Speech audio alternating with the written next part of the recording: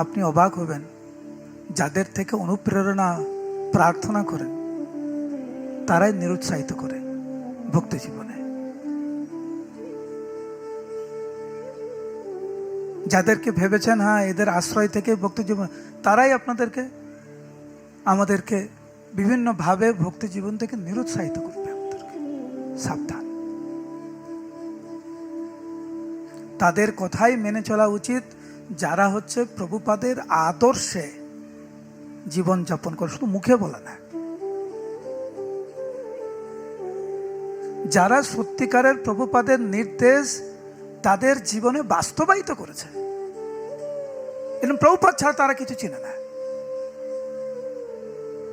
আবার বলছে, শুধু মৌখিক না, বাস্তবে যারা প্রভুপাদের শিক্ষাকে জীবন ধারণ করে লালন পালন করে প্রভুপাদের শিক্ষাকে, তাদের কথা মেনে চলো।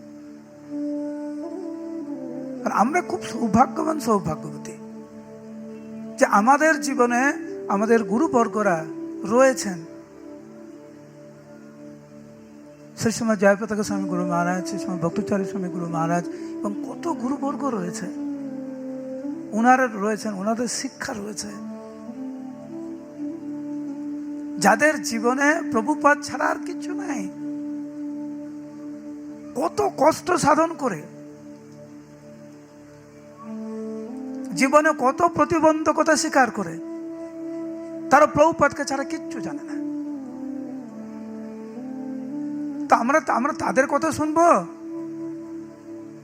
না এমন একজনের কথা শুনবো যারা হচ্ছে ভক্তিপথ থেকে আমাদেরকে বিচ্যুত করছে? সাধু সাবধান, খুব সাবধান।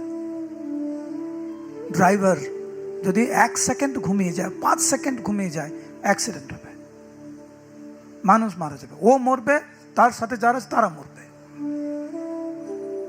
ভক্তি জীবনে যদি আমরা সজাগ না থাকি, একদিন যদি সজাগ না থাকি, আমাদের বিপদ হতে পারে। খুব সাবধান।